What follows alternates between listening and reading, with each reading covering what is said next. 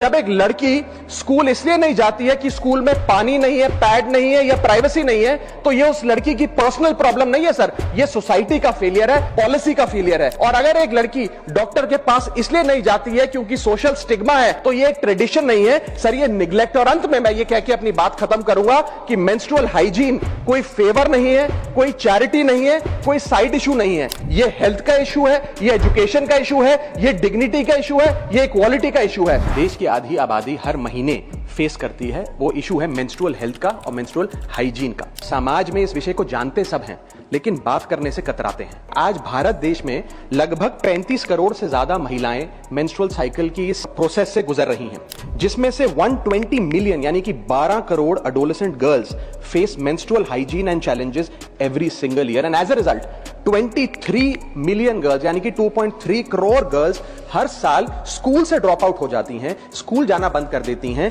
क्योंकि वहां inadequate menstrual health facilities हैं। Sir, lack of sanitation and lack of access to menstrual products के चलते हमारी बेटियां ऑन एन एवरेज 60 दिन साल में स्कूल मिस करने को मजबूर होती हैं, और वर्किंग महिलाएं महीने में 2 से 5 दिन अपना ऑफिस मिस करने को मजबूर होती हैं। सर, हम एक ऐसे देश में रहते हैं जहां शराब और सिगरेट तो खुलेआम बेची जाते हैं, लेकिन सैनिटरी पैड को अखबार में लपेट के दिया जाता है जैसे कि आप कोई इलीगल प्रोडक्ट खरीद रहे हो या इलीगल प्रोडक्ट का एक्सेस पा रहे हो। पीरियड नेचुरल है, लेकिन स्टिग्मा उसके अराउंड जो है वो अननेचुरल है। इसलिए मैं 6 स्पष्ट सुझाव इस बिल में इंक्लूड करने के लिए इस सदन में रखना चाहता हूं। मेरा पहला सुझाव है कि हर स्कूल और कॉलेज, वर्कप्लेस और पब्लिक इंस्टीट्यूशन में फ्री सैनिटरी पैड्स और फंक्शनल टॉयलेट्स बनाए जाएं।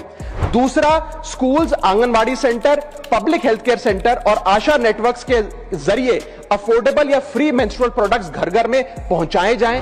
रॉ मटेरियल्स जो हैं, जो मेंस्ट्रुअल प्रोडक्ट्स को बनाने में इस्तेमाल होते हैं, उन पर भी जीएसटी समाप्त किया जाए।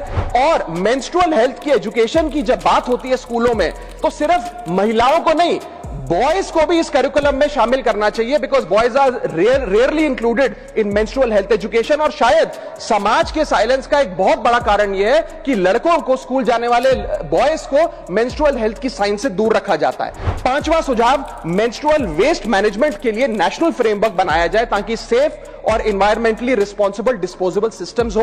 और छठा और आखिरी सुझाव, डिस्ट्रिक्ट लेवल एनुअल मॉनिटरिंग हो मेंस्ट्रुअल इंफ्रास्ट्रक्चर की और इसकी पब्लिक रिपोर्टिंग का मैकेनिज्म बने। Women do not need our sympathy, sir. Women need equality.